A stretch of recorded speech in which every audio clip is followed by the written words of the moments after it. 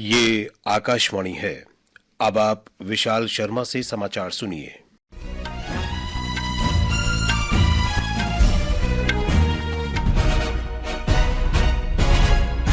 केंद्रीय गृह मंत्री अमित शाह ने कहा है कि वर्ष 2024 में 16,900 करोड़ रुपए से अधिक मूल्य के मादक पदार्थ जब्त किए गए हैं। नई दिल्ली में आज मादक पदार्थ तस्करी और राष्ट्रीय सुरक्षा पर क्षेत्रीय सम्मेलन की अध्यक्षता करते हुए श्री शाह ने कहा कि लगभग 24 लाख किलोग्राम नशीले पदार्थ जब्त किए गए, जबकि पिछले 10 वर्ष में 56,800 करोड़ रुपए से अधिक मूल्य के मादक पदार्थ नष्ट किए गए हैं।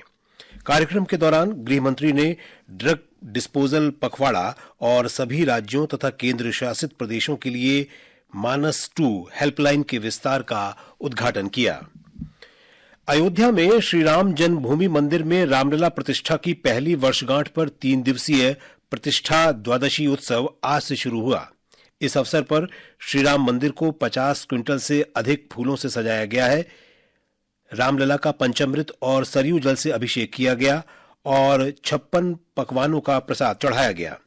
प्रधानमंत्री नरेंद्र मोदी ने रामलला की प्राण प्रतिष्ठा की पहली वर्षगांठ के अवसर पर सभी देशवासियों को शुभकामनाएं दी हैं। प्रधानमंत्री ने एक सोशल मीडिया पोस्ट में कहा कि ये मंदिर सदियों के त्याग, तपस्या और संघर्ष के बाद बना है।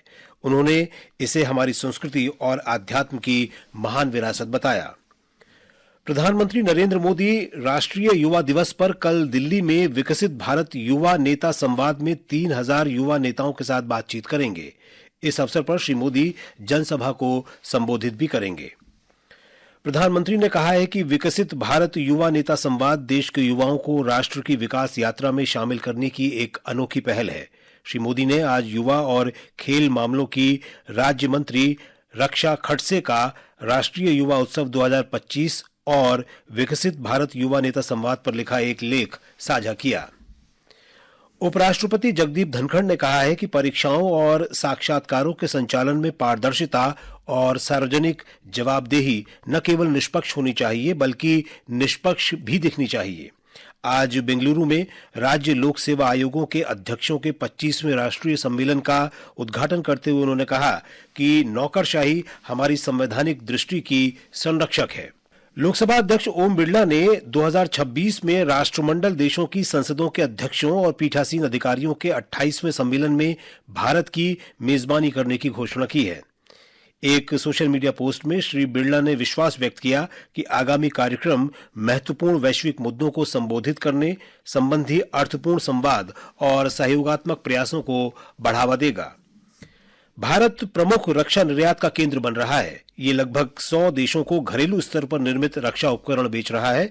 रक्षा मंत्रालय के रक्षा उत्पादन विभाग के रक्षा निवेश और कॉरिडोर सेल के उप महानिदेशक अखिलेश कुमार मिश्रा ने कल अगरतला में local to focal focus MSME पर एक दिवसीय जागरूकता सत्र को संबोधित करते हुए ये बात कही। दिल्ली विधानसभा चुनाव से पहले सत्तारूढ़ आम आदमी पार्टी और भारतीय जनता पार्टी के बीच आरोप प्रत्यारोप का दौर जारी है।